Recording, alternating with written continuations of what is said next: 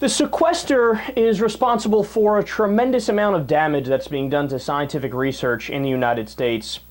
It has cut funding for research and development projects across a wide swath of government agencies by $9.3 billion. Now, that's a huge hit to science.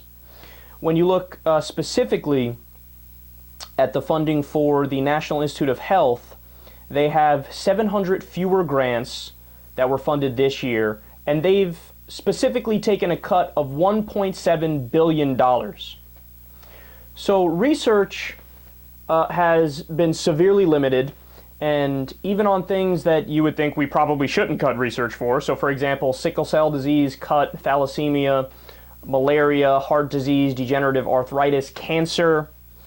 And because of this, according to new data compiled by a coalition of top scientific and medical researchers, nearly 20% of all scientists in the United States are considering moving overseas. Now, whether or not you're a personal fan of science, right? I mean, I often get accused of believing in scientism, which I think is a goofy term. It's like the over-reliance on science. How can you over-rely on a process? The process is, let's figure out what's correct. You rely too much on figuring out what's correct. Okay, guilty as charged. But no matter what your personal feelings are about science, understand, it has such incredible substantive effects on our lives. So why do you think, for example, the average age now is, what, in the modern industrial world, 78, 80, thereabouts? Whereas, go back, if you lived in the year 1856, before we really developed empirically and medically, what happened? Before the Enlightenment, what happened? Are you kidding me? People would be putting leeches on you and rubbing snake oil on your face when, you caught cancer. And they'd say, oh, don't worry, it's cool, you're going to be fine. Oh, he died. It only took 4 minutes this time. I'm not quite sure what we're doing is working. Do it anyway. We don't care. Science came along and fixed all that, right? So it should be a nonpartisan issue. It shouldn't be a question. One of the things that should never be on the chopping block is science, unless you actually want to decrease our quality of life. I mean, that's what this is. The debate is, do you want to increase our quality of life or should we decrease it? I'm on the side of decreasing it. Oh, well, that's wonderful. Glad to know that those are the people that are running our government.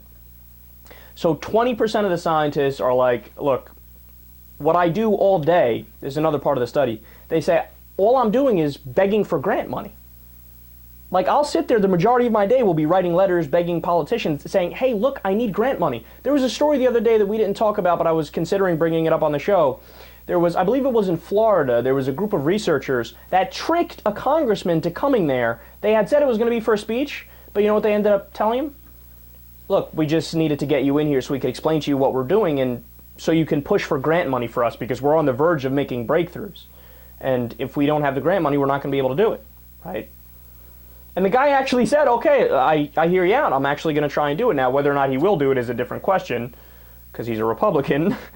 But nonetheless, that's the level that the scientists are at, where they're just flat out begging and tricking to try to get, look, I need the money. I got to get something done here. And the report was more than 3,700 scientists from all 50 states. They participated.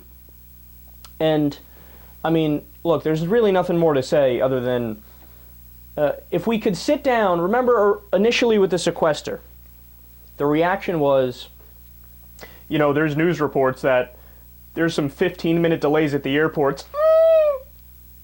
The Congress is going to rush and refund that part of the sequester that we cut. We're going to refund all the things for aviation. And they did, right? Meanwhile, the same time that was going on, there were articles about how cancer clinics were closing because they lost funding from the sequester. Did the politicians rush to address that? Nope.